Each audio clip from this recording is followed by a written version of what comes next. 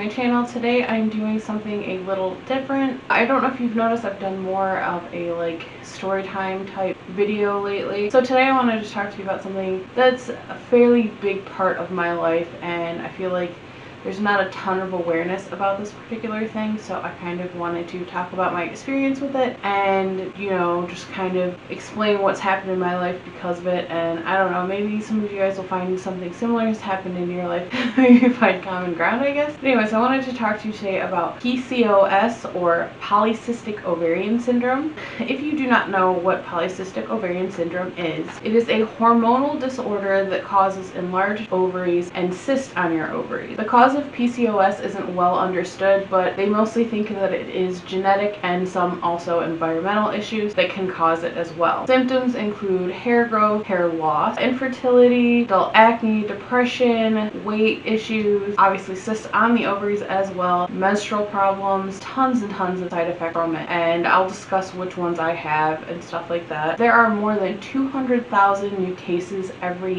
year, and though there is no cure for it, there are some treatments that can help with certain issues that come along with it. Now, I first had my menstrual cycle when I was, I believe, 12, almost 13, which is kind of late for a female to start getting those kinds of things, but for whatever reason I was a late bloomer and everything was fine for like a year, and then out of nowhere I stopped having a menstrual cycle. And because it took so long for me to get one, I didn't think to say anything to my parents right away because I didn't fully understand why it was so late that I got it in the first place, so I thought maybe it was just some other weird disruption, and I didn't think much of it. And I want to say I didn't have a period for about 8 months or so, and I just remember one day I was in an intense amount of pain. Like, I've never felt anything so terrible in my life, and I've gone through quite a few things, including other surgeries and stuff like that, but this is probably the most intense pain I've ever felt in my life. And I just remember I couldn't control anything, any emotion. I cried for days, and I finally said something to my parents, so they took me to a doctor, and the doctor was asking me, like, could you possibly be pregnant? And at the time I was only 14, and I definitely hadn't started having sex yet, so I of course told them no, there's no way that I could be pregnant, I'm still a virgin.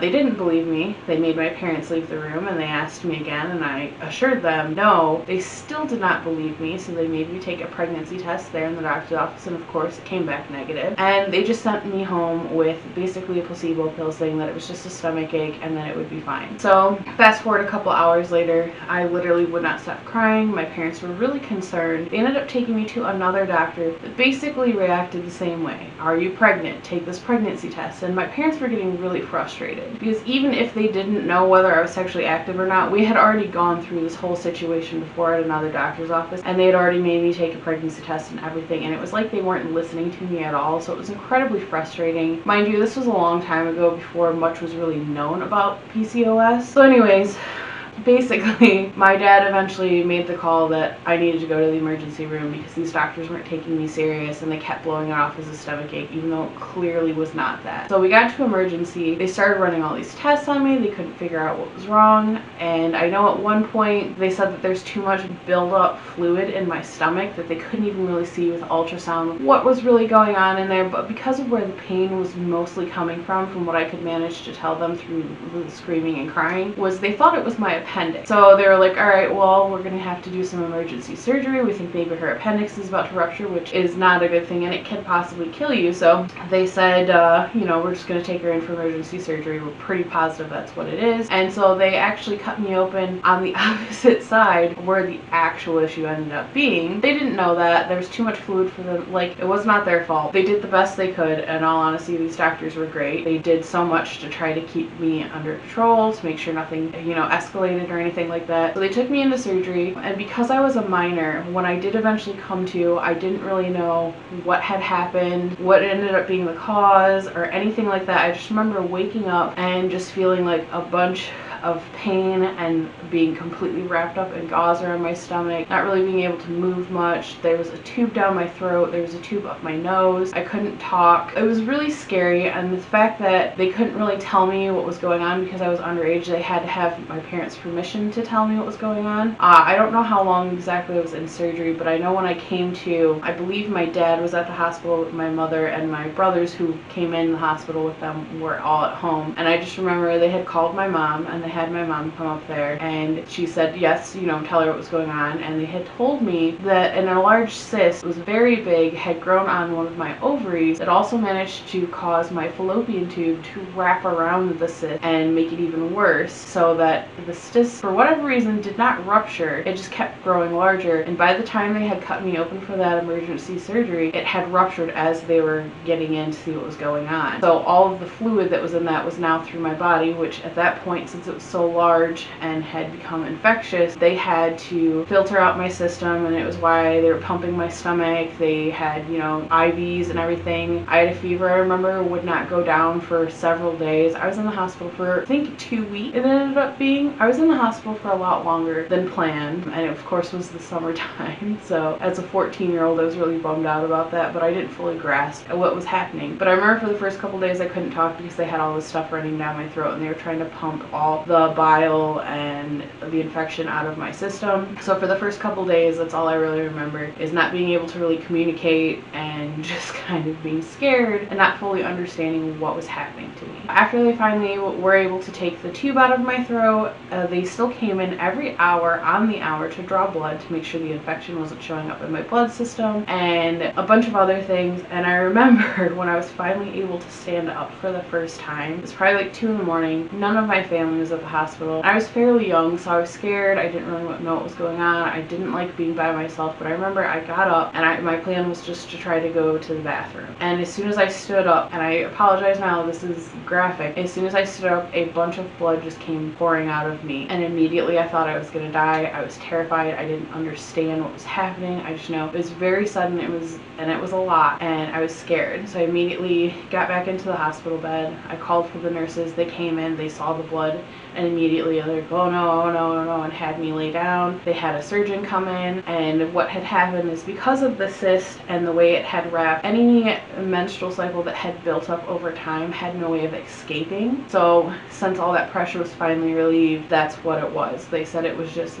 blood that had been just stored. I'm so sorry for how graphic it is, but it was blood that just had been stored inside my body and had nowhere to go, and finally did have a way to release itself. So I remember I had to be in the hospital again for, the 2 weeks. Then after that, my stomach was stapled shut and I could barely move. I was told to take it easy because they didn't want me to tear the staples open, and because they had started cutting on one side thinking it was my appendix and actually had to go to the opposite side to the ovary that had the cyst on it, it's actually a very large scar in my stomach. It is probably about 10 inches long, so it's quite a long scar. So I was told to be very careful because they didn't want me to rip it back open, because of where it's at on my stomach, it's basically, especially at that age, it was going across the majority of my stomach. So I had to be very, very careful, and it being summer, I remember being miserable because I couldn't go hang out with my friends. I couldn't go do what I wanted to do, and I just remember being really depressed. And I was also, since I was 14, I was trying to go through driver's training courses, which I was able to still go, but it made it really difficult because I had like this gauze and packing all across my stomach that I had to keep wrapped up. And I just remember like sitting in these cars, they were letting us learn how to drive, and it like pressing it. It was a horrible time, but I got through it, and eventually over time it healed. But at that time, I was not diagnosed with polycystic ovarian syndrome. They assumed it was just a fluke, and originally had thought that the cyst developed because of my fallopian tube wrapping around my ovary. Later on, through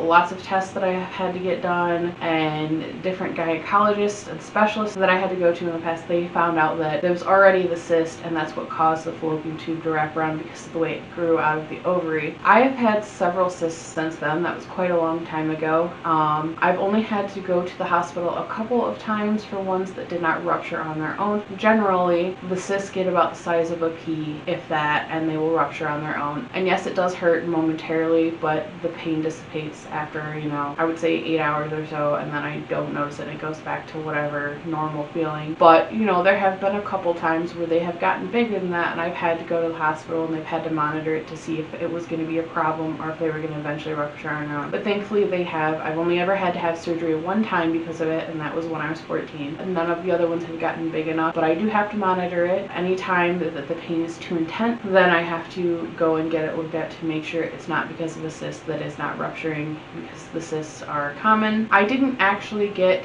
clinically diagnosed with polycystic ovarian syndrome until I was about 23. I remember it was one of the times I had to be hospitalized for a lot of pain that was happening. And I went to the hospital and they told me, well, you have a small cyst on your ovaries. And I had remembered what happened to me when I was 14, and I said something to them about it. Said, hey, this has been an issue before, and I ended up, having one rupture, and it was very large and caused a lot of damage. I was in the hospital for a long time, and so they just told me to monitor it, and they recommended a medicine specialist. So I went and saw this medicine specialist, and she had me tell her what kind of symptoms I was having. She asked me all kinds of questions like my menstrual cycle, is it hard for me to lose weight? She noticed that my hair was thinning at a very young age. She asked me all these other questions, and she's like, I think I know what this is. We're gonna have to run some tests. And through a bunch of testing, she was able to declare that I did indeed have polycystic ovarian syndrome. And when she told me this, I had never even heard of that. And most doctors for several years after that I would have to go and tell, I have this, I have that, they would be like, you have what? Because at the time it still wasn't very commonly diagnosed. It was common to have it, but it wasn't being diagnosed properly. At least not in the state of Michigan as far as I know. But once I got that diagnosis and I found out why I was having the problems I was having, I felt a little bit of relief to be able to say, okay, we know what this is now. It's not just a mystery thing that's happening to me. Now I know why this is happening, why this is happening, why this is happening. So I've had to get everything checked very often because it is also possible you have a higher risk of endometriosis and ovarian cancer and cervical cancer and a lot of other reproductive problems. There's issues with infertility and things like that. So I have had to go to the doctors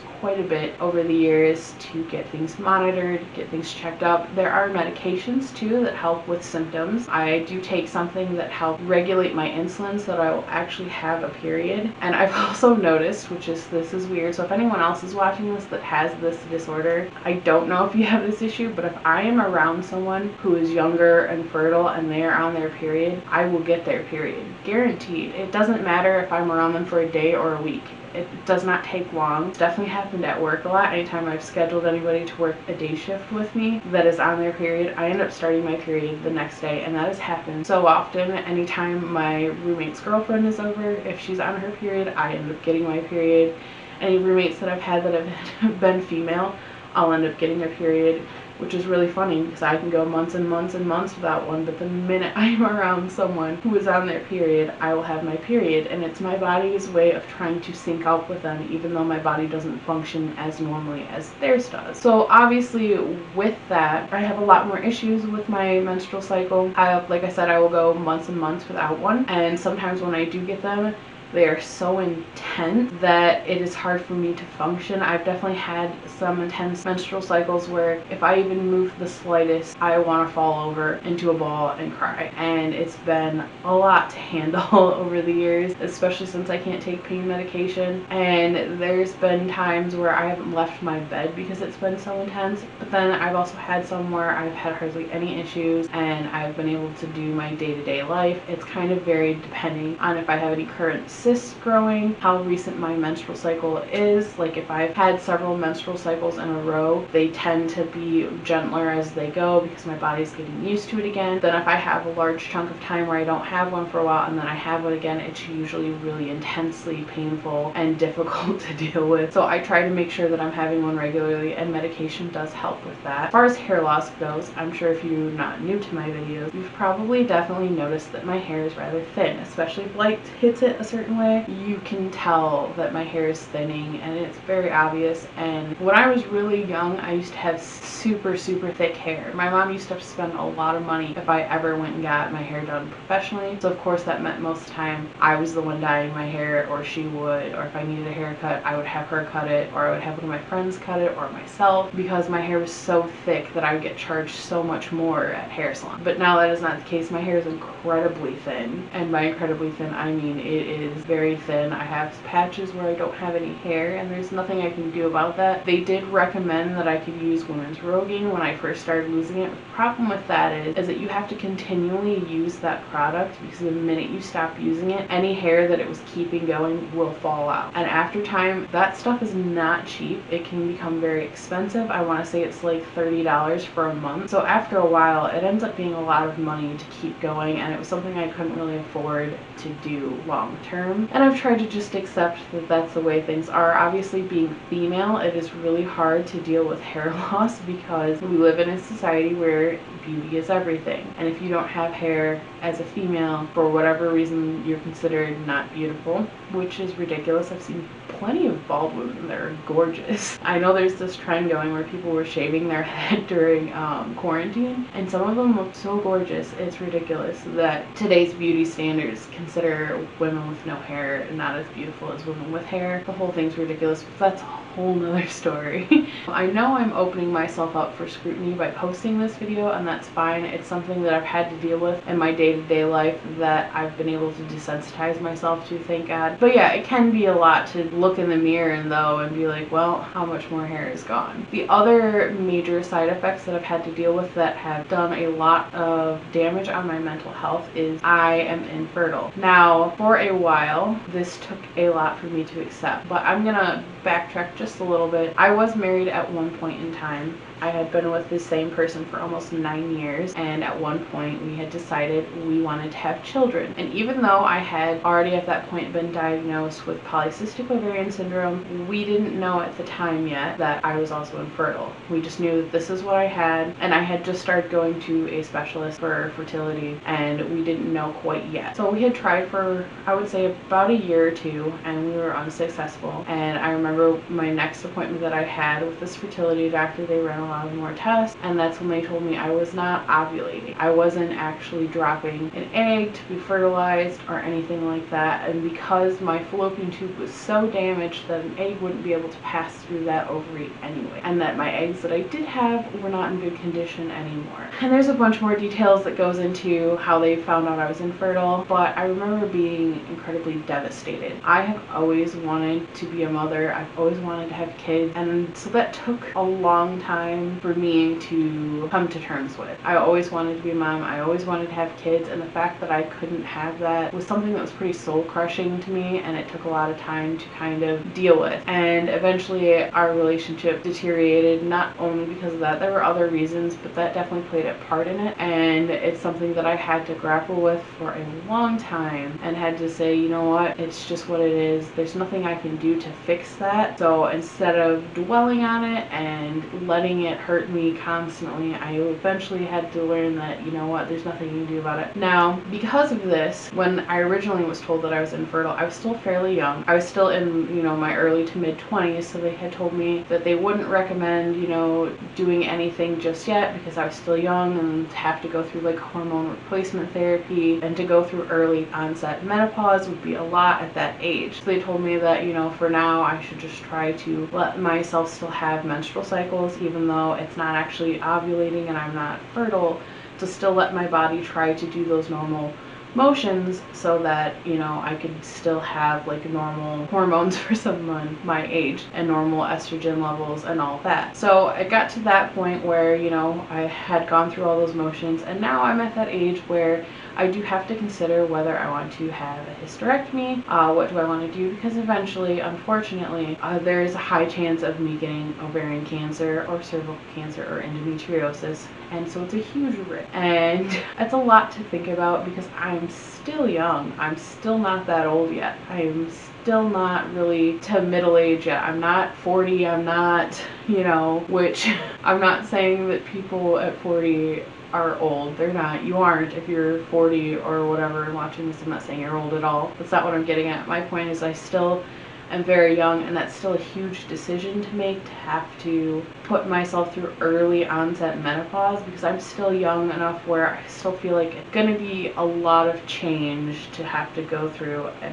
kind of a young age. But it's definitely something that I have to consider, and I have to weigh the risk of my condition and see if it's something that is for me. I know a lot of times the biggest issue I've had with it is that somewhere deep in the back of my mind for, I want to say, the past 3 years, 4 years, there was like a small tiny speck of like doubt in my head, like, but do they know 100% that I'm infertile? Like, are they sure? Because what if they're not right and there's that small miracle of a chance that I could conceive a child, which they've reassured me over and over that that's not possible. And through my own life and trying to conceive a child with the person that I was with and anyone that I had been with long term, I know that they're not wrong. They're doctors. They know what they're doing. And so there was a long time that I had to kind of like stop myself from thinking that way. Like, what if they're wrong? Instead of putting myself through all this pain every time that I would go through gaps without periods and I would have to go through all this turmoil. And it is not a pleasant thing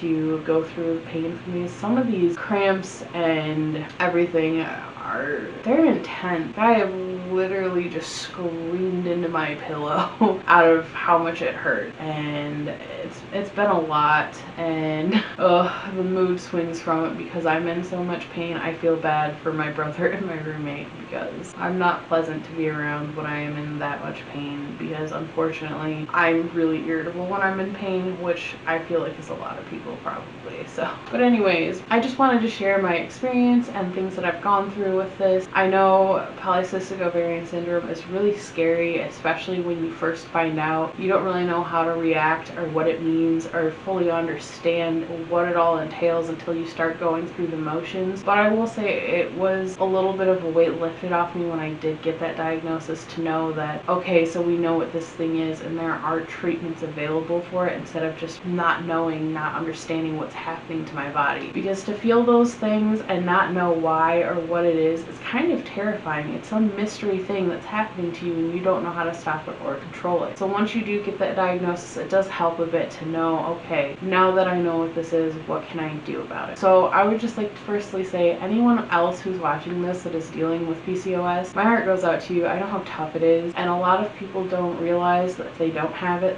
like how strenuous it is and how difficult it is, not only physically on your body but mentally too. There's so many things that are happening because of it. I know plenty of people that also had it that are having fertility issues or are having really large cysts where they're having to have surgeries often, which thankfully that is not me. I've only ever had to get the one surgery, but I do know people that have had to get several. And I know people that have had to get hysterectomies at 22 because they're already in such a progressed stage that they already started to get endometriosis, and it's a lot, it really is. So my heart goes out to you if you are also dealing with this. I know how difficult it is, and I'm so sorry that you do have to go through it, but you're not alone, and there's plenty of resources out there to help you combat it. I know there's certain diets you can eat that'll help with pains and side effects, stuff like that. And I just want you to know that, you know, I'm rooting for you, and I hope you have all the best luck with everything. I know it's hard to navigate, and there are plenty of resources out there to help you with any issues that you have because of it. And to anyone who doesn't fully understand what I covered today, there are so many things you can look up that are resources that explain it more in detail. And if you think you possibly have this, go and get checked out by your doctor. They can steer you in the right direction, because I'm telling you, once you find out what's going on and they can start helping you figure out to help with the symptoms, it makes it so much easier to deal with when you have a way to deal with